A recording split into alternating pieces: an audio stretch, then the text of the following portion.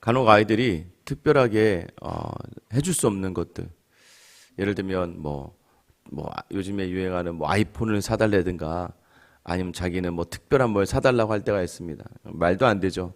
안 돼. 이렇게 이야기하면 자기들이 화를 내기 시작하거나 또 자기들이 때를 부리기 시작하고 인상을 쓰기 시작합니다. 어이가 없죠. 지금 저한테 이거를 사줄지 안 줄지를 구하였던 건데 당연히 안 되는 걸 안 된다고 했는데 그걸 가지고 화를 냅니다. 오늘 본문에 예수님을 보면 마치 이러한 것 같아요. 무화과나무의 때가 아닌데 가서 무화과나무에 열매가 없는 걸 보고 무화과나무를 저주해버려요.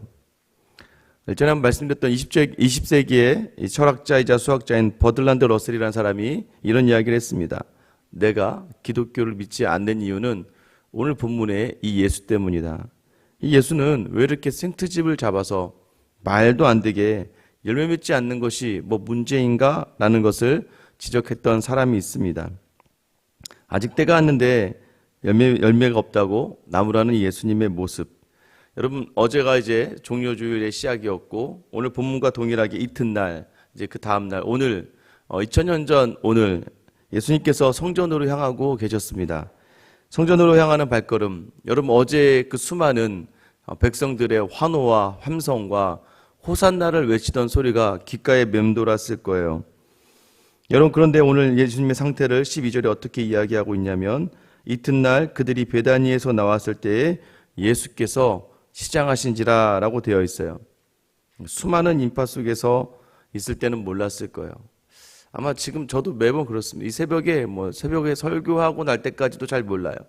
뭔가 중요한 일이 딱 맞춰졌을 때, 그때, 우리 집에 혼자 있을 때 허기가 느껴집니다. 저도 주일날 보니까 주일날 예배가 마치고 이제 다음날 새벽 설교를 준비하기 위해서 이제 모든 성도들이 다 가시고 나서 혼자 있을 때가 이 주변에 먹을 게 있으면 안 되더라고요. 그때 이것저것 제가 주신 것들 쌓아놨던 것들을 먹기 시작하더라고요. 그때가 제일 허기진 때인가, 저에게는 그때가 제일 허기진 때인 것 같아요. 예수님이 어제 그 수많은 사람들의 인파 속에서 큰 행사처럼 입성을 하신 다음에 이제 성전으로 향하신 길에 배가 고프셨습니다. 그런데 잎사귀 있는 무화과나무를 보시고 가서 그 멀리서 13절이죠. 멀리서 잎사귀 있는 한 무화과나무를 보시고 혹 그 나무에 무엇이 있을까요? 가셨더니 가서 보신즉 잎사귀 아무것이 없더라. 이는 무화과 때가 아님이라 라고 되어 있습니다. 때가 아니었는데 잎사귀가 났다. 여러분, 예수님은 때가 되지 않은 때가 되지 않았는데 이 무화과나무에서 무화과 열매를 찾으셨을까? 근데 여러분 아셔야 됩니다. 잎사귀에 아무것도 없었다. 그런데 예수님께서 여기에서 드디어 저주를 선포하시죠. 14절입니다. 예수께서 나무에게 말씀하여 이르시되 이제부터 영원토록 사람이 내게서 열매를 따먹지 못하리라 하신 제자들이 이를 듣더라. 제자들도 들었다는 거예요. 여러분, 오늘 본문의 말씀은 사실 이스라엘 문화를 이해하지 못하는 사람들은 아까 말씀드린 것처럼 예수님의 생트집이라고 이야기할 수 있습니다. 앞으로 여러분 이 본문을 읽을 때마다 혼동하지 마셔야 될 것은 무화과나무는요 2번의 열매를 맺습니다. 첫 번째 열매가 비쿠라라고 불리는 파게라고 불리는 열매가 먼저 맺어요. 그 열매가 맺은 다음에 그 다음에 잎이 무성하게 납니다. 잎이 무성하게 난 다음에 진짜 무화과나무 열매인 테에나라는 것이 열립니다. 열매를 2번 맺는 거예요. 지금 오늘 예수님이 찾으시는 열매는 무엇이었어요? 덜 익은, 맞지 않아요. 뒤에 있는 테에나라는 이 열매는 정말 맛있는 무화과나무 열매예요. 근데 잎이 나기 전에 열리는 이 열매는 파게나 비쿠라라고 불리는 열매는 그다지 맛이 있지 않은 열매입니다. 땅에 떨어뜨리거나 정말 오늘처럼 정말 배고픈 사람들이 억지로 떼먹는 열매라는 거예요. 그러니까 오늘 예수님의 요구는 무엇이에요? 나무를 보니까 잎이 있었단 말이에요. 잎이 있었다는 얘기는 뭐예요? 이 전에 열매라도 지금 시장하시니까 만약에 너무 허기가 지지 않으셨다면 그 맛없는 걸 먹진 않으셨겠죠. 그런데 지금 너무 시장하시니까 그 먼저 난 무화과, 이 비쿠라와 파게라도 먹어야겠다라고 생각하고 갔는데 그 열매가 없이 잎만 무성했다는 거예요. 여러분, 잎만 무성한 무화과나무 열매의 문제가 무엇이었어요? 당연히 열려야 될 앞에 열매가 열리지 않았다는 거예요. 예수님이 그것을 보시고 이 나무 열매를 저주하신 것이죠. 이게 사실은 문화적이고 실제적인 생물학적인 이유입니다. 그러나 본질적인 이유를 여기에서는 다르게 이야기해요.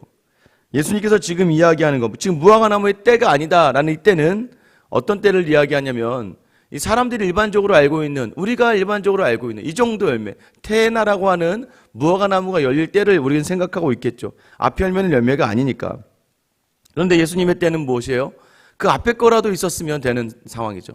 우리는요, 이 본문을 보면서 좀 생각해 봐야 될 것이 있어요. 오늘의 본문은 문맥적으로 보면, 또 전체적인 흐름적으로 보면 예수님이 이야기하고 싶은 것들이 있었습니다. 그게 바로 뒤에 15절부터 나오는 이야기들이에요. 15절, 그들이 예루살렘에 들어가니라. 예루살렘 성전에 들어가사 성전 안에서 매매하는 자들을 내쫓으시며 돈 바꾸는 자들의 상과 비둘기 파는 자들의 의자를 둘러 엎으시며 아무나 물건을 가지고 성전 안으로 지나다님을 허락하지 아니하시고 이에 가르쳐 이르시되 기록된 바 내 집은 만민이 기도하는 집이라 칭함을 받으려 하지 아니하였느냐. 너희는 강도의 소굴을 만들었도다 하시니라. 여러분, 이게 무엇입니까? 임만무성이에요. 임만무성하다는 표현은 어떻게 보면 오늘 성전의 모습을 예수님께서 알려주시는 것이에요. 지금 성전의 기능이 다 무너졌다. 성전에서 아무도 온전한 제사가 드려지지 않는 것은, 여러분 지금 성전 안에 어떤 일이 벌어집니까? 이스라엘 성전의 기능, 제사하러 많은 사람들이 제물을 가지고 양과 소를 가지고 나와요. 1년에 3대 절기잖아요. 오늘 이제 6월절 얼마 남지 않았잖아요. 6월절 절기를 맞이해서 집에서부터 양과 소를 가지고 나와야 되는데 이 제사장들이 얼마나 타락을 했던지 여러분 생각해보세요. 예루살렘까지를 한참을 가야 돼요. 소나 양을 이끌고 막 가다 보면 이 바위에 찢기거나 나뭇가지에 찢기거나 할 수 있잖아요. 예루살렘에 딱 도착했는데 제사장이 뭐라고 이야기하냐면, 야, 이거 흠이 있어서 이거 못 받겠다. 여러분 그 먼 길을 온 의미가 없어지는 거죠. 그러다 보니까 어떻게 바뀌냐면 예루살렘 성전 안에 이 양과 소를 따로 준비해 놓습니다. 제사장이 인증한 소들, 이 소와 이 양으로 제사하면 되는 소들 딱 해놓고, 그 멀리서 오는 사람들은 이미 몇 번을 당했잖아요. 제사를 드리면 어떻게 해야 돼요? 그냥 돈을 가지고 가는 게 좋아요. 돈을 가지고 왔어. 로마의 돈을 가지고 와서, 또 이건 예루살렘 성전이니까 유대의 돈으로도 바꿔야 돼요. 돈을 바꿀 때 뭐가 돼요? 환전세가 또 들어가죠. 환전하는 사람들을 거기다 또 두는 거예요. 그래서 이 사람들이 와서 돈을 가지고 바꾸면 환전을 하고 그 수수료를 떼고, 그죠? 그 다음에 양과 소와 비둘기를 자기들이 인증한 비둘기를 사용해서 그 제사를 드리게끔. 여기가 엄청나게 상업적으로 활발해집니다. 여러분, 그래서 유대인들이 이 고리대금, 그러니까 이 이자놀이를 잘하고 이 돈놀이를 잘하는 게 아마 여기서부터 시작된 것 같아요. 이 사람들이 계속해서, 그러니까 예수님 하나님 보실 때 여러분 양과 소를 잡는다는 의미는 뭔지 아세요?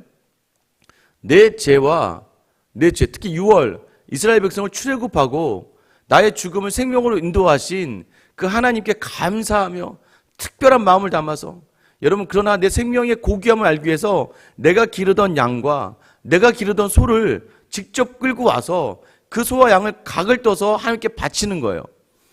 여러분 그때 어떤 느낌이 들겠어요? 생명의 존중. 야, 나를 위해서 하나님이 이런 고통과 이런 아픔의 자리를 내가 겪어야 되는데 나를 대신하여 6월절이라고 하는, 정말 그 애굽에서 다 죽을 수밖에 없었을 때에 우리 민족을 구원해 내셨구나. 정말 우리가 제사를 드리는 의미와 목적이 무엇이었어요? 죄가 얼마나 무서운지, 죄를 짓는다는 것이 얼마나 무서운지. 여러분 만약에 오늘날에 제가 비유하면, 예전에도 말씀드렸지만 집에 있는 강아지, 여러분 집에서 키우신 강아지와 고양이를 내 죄 때문에 내가 각을 떠서 제사를 드려야 된다고 생각해 보세요. 내 죄 때문에 내가 키우고 내 집에 있던 짐승과 가축을 내가 직접 죽여서 내 각을 떠서 제사를 드려야 된다? 그때 얼마나 여러분 강하게 죄가 얼마나 무서운지 알게 되지 않겠습니까? 하나님이 단편적이지만 이렇게 죄사함이라고 하는 제사의 형태를 만들어 주셨는데, 이제 이것이 뭐예요? 기능적으로만 작용하고 본질적인 의미를 퇴색해버린 거예요. 그리고 이 예루살렘 안에서는 다 자기들 편안한 대로, 자기들이 좋은 대로. 여러분, 이게 뭐 성전의 기능이 완전히 상실해 버렸어요. 그래서 예수님이 뭐라고 얘기해요? 기도하는 집, 만민이 기도하는 집으로 했는데 강도의 소굴이 되었다고 이야기하는 거예요. 하나님의 임재와 질서를 지키면서 하나님께만 향해야 될 제사장과 성전 안의 사람들이 하나님이 아니라 자신들의 탐욕과 만족을 위해서 여러분 결국에는 이 하나님의 자를 다 잃어버리게 되는 것이죠. 여러분 어쩌면 우리가 그런 모습일 수도 있어요. 그렇지 않습니까? 오늘 저희가 고난주간 특별 새벽 기도예요. 아무것도 없어요. 달라진 것은 제가 넥타이를 메고 나왔다는 거 하나. 그렇죠? 여러분 뭔가 특별하게 하고 뭔가 사람들이 화려하면 마치 거기에 맞춰서 나와야 되는 것 같고 막 붐업이 되고 막 뭔가 특별하게 막 만들어야 되는 자리들, 여러분 제가 그 자리도 때로는 필요할 수가 있어요. 근데 올해만큼은 어제 우리 예배 때 말씀드린 것처럼 일상 속에서 우리의 마음을 드리는 자리들, 꾸며졌던 형식들이 아니라 그대로의 거기 본질을 담는 자리들. 여러분 저는 이번 이 고난주간을 통해서 어제 우리가 나눴잖아요. 나귀 새끼를 타고 무언가 어색하게 입성하신 예수 그리스도. 약간 뭔가 이상해요. 어색해요. 부끄러워요. 근데 우리를 위해서 그 부끄러움의 자리를 감당하신 것처럼 우리가 이번 한 주 부끄러움의 자리, 수치의 자리를 예수님 때문에 서보자라고 이야기했잖아요. 그럼 오늘 본문을 통해서 우리가 생각해 볼 수 있는 게 무엇일까요? 예수님이 우리에게 원하시는 게 무엇일까요? 완전한 변화와 완전한 헌신과 완전한 내어드림. 일주일 내내 막 점심 금식하고 일주일 내내 막 성경 말씀 읽고 새벽부터 나와서 막 찬양하고 울부짖고 기도하면서, 여러분 그런데 그렇게 입만 무성하면 뭐가 됩니까? 겉에 볼 때는 전부 다 예배 드리는 것 같고 겉으로 볼 때는 전부 다 있는 것 같지만 저는 이런 곳에서 진짜와 가짜가 구별된다고 생각합니다. 화려한 찬양이 나와야지만 찬양이 잘 되고, 정말 음악이 제대로 나오고 기도가 되어야지만 기도가 되고, 무언가 사람들의 군중심리에서 다 나가니까 나는 안 나가면 안 될 것 같고, 안 나가면 뭔가 벌 받을 것 같고, 이런 마음들이 아니라 그 모든 본질에 뭐가 있어요? 내 욕심이 있는 거예요. 내 욕심이. 나를 위한, 이렇게 해야지 하나님께서 그래도 벌 주지 않을 거고, 이렇게 해야 하나님께서 나를 이렇게 해야 나를 좀 더 잘 봐주실 거고, 특별 기도할 때 가지고 특별하게 기도하면 하나님께서 특별하게 주실 거고, 모든 것이 나 중심의 사고들, 다 나를 위한 자리들. 51주 동안 그렇게 기도하셨으면 됐잖아요. 이번 한 주만큼은 하나님께 온전하게 이유 없이 아무것 주시지 않아도 그 고난을 제가 묵상하게 하시고 하나님의 그 고난에 따라가게 하시고, 그래서 오늘 원하시는 게 무엇이었어요? 예수님이 태나 맛있는 열매를 원하신 게 아니에요. 잎이 나기 전에 비쿠라 또는 파게라고 불리우는, 야 맛이 없더라도 좋으니 그저 내가 이 허기를 달랠 수 있는 그 무화과가 되었으면 좋겠다. 우리에게 완벽한 고난주간을 원하시는 게 아니라 그래도 네 수고와 노력의 자리가 조금이라도 더, 완전하진 않지만 이 고난주간이 조금이라도 더 나에게 온전한 마음을 들여서 예수님이 필요하시는 것, 예수님이 원하시는 것, 그래도 이전과 다른 조금이라도 좀 더 다른 그 모든 그 삶의 자리를 하나님께서 원하시는 것 아닐까요? 이번 한 주 우리는 완전할 수 없어요. 어제 그렇게 예배드리고 가서 주무시기 전까지 여러분 잘 지키셨어요? 호산나, 고난의 자리, 고난주간의 시작. 집에 가셔서 자녀들과 형제들과 가족들 사이에서 정말 고난으로 깊이 섬기셨어요? 입으로 불평과 언명 안 하고 짜증내지 않으셨어요? 저도 어제 가서 이제 고난주간이니까, 그래 내가 아이들이 헌신해야지, 저녁에 아이들 데리고 맛있는 거 사줘야지, 나가는 내내 투덜투덜 싸우고 난리가 나고, 들어오는 내내 아이들 싸우면서 저도 모르게 이제, 야 니네 다시는 안 데리고 나와. 시작은 너무 좋게 나왔지만 여러분 그 끝이 쉽지는 않은 거예요. 완전하게 드릴 수 있습니까? 없어요. 그러나 계속해서 이번 한 주는 여러분 실패를 인정하시고 다시 오늘 아침부터 내가 하나님께 드릴, 하나님 제가 완전한 태나 열매는 드릴 수가 없어요. 근데 주님, 그래도 주님이 필요하시다면, 맛은 없지만, 아직 덜 익었지만, 아직 온전한 맛은 아니지만, 비쿠라, 파게, 이 무화과의 삶을 제가 주님께 드릴게요. 여러분 저희가 이 시간 주님이 원하시는 자리가 무엇입니까? 완전하지 않아도 그 열매를 내어드릴 수 있는 이번 한 주. 이번 한 주 내내 직장까지 다니시면서 이 새벽에 어떻게 나올 수 있겠습니까? 나오면 여러분의 믿음이죠. 근데 중요한 건 뭐예요? 그래도 하나님, 제가 완전하진 않아도 하나님 원하시는 마음 드립니다. 제가 다른 날은 제 기도의 제목을 가지고 구하지만 이번 한 주만큼은 주님의 고난에 동참하고 주님이 원하시는 삶의 작은 열매들, 섬김의 작은 열매들, 수고의 작은 열매들로 하나님이 기뻐하실 자리 제가 서겠습니다. 저와 여러분의 고난주간의 이 시작 첫 월요일이 이렇게 하나님께 고백되어졌으면 좋겠어요. 이것도 받으시고 부족하지만 주님, 제가 드린 이 열매로 주님의 허기라도 채울 수 있는, 그 고난의 큰 고통 속에 있는 그 주님의 작은 일부분이라도, 나의 삶의 작은 부분이 주님의 고난의 작은 부분을 채울 수 있는 그러한 시간이 되게 해달라고 여러분 기도하시며 이번 한 주간을 보내는 저와 여러분의 이 정과는 다른 화려함과 결단과 헌신이 아닌 일상 속에서 작은 부분을 내어드리는 이 고난주간이 되시길 예수님의 이름으로 축원합니다. 기도하겠습니다. 하나님, 우리는 자꾸 우리의 원함과 바람의 자리에서 우리의 것을 원하고 우리의 것을 바라며, 하나님, 지난 1년 동안의 모든 자리는 어떻게 보면 전부 다 세상의 것으로 나의 만족으로 채우려 가는 기도의 제목들이었고, 비겁한 변명과 핑계로 나를 위한 편익을 향하는 자리가 되지 않았습니까?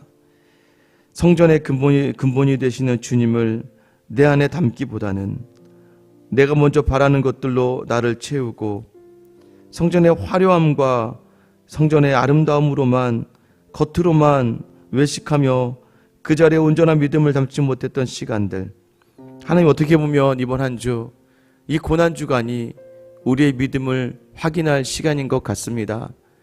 하나님의 고난, 예수 그리스도의 고난에 동참하기 위하여 나는 무엇을 내어놓고 있는가? 큰 결단을 바라시는 것도 아니고 뒤집어지는 인생을 살라는 것도 아니고, 오늘 주님이 원하셨던 것은 그 화려함 속에서 도살장에 끌려가는 어린 양의 심정이지만 그 육체의 허기짐을 채울 수 있는, 맛이 없더라도 내 허기를 조금이나마 달랠 수 있는 그 열매를 바라셨습니다. 하나님, 이번 한 주가 우리에게 온전하고 완전한 열매를 드릴 수는 없지만 내 삶의 작은 부분 속에서 그 고난에 주님의 허기를 채울 수 있는 우리의 삶이 되게 하여 주시옵소서. 오늘 가정과 직장과 교회의 섬김을 통하여 오직 주님, 우리가 덜 익은 아직은 온전하지 않은 피크라와 같은 파괴와 같은 무화과의 나무로 주님께 그 고난에 동참할 수 있는 귀한 하루를 살게 하여 주시옵소서. 오늘도 이 마음 나아가오니 주님 감당하게 하시고 이 마음 받아주셔서 고난에 동참하는 귀한 시간 되게 하여 주시옵소서. 고난의 첫날 우리에게 완전한 열매가 아닌, 그래도 주님이 허기를 달랠 수 있는 열매를 원하시는 우리 주 예수 그리스도의 이름 받들어 기도드립니다. 아멘. 여러분, 기도하실 때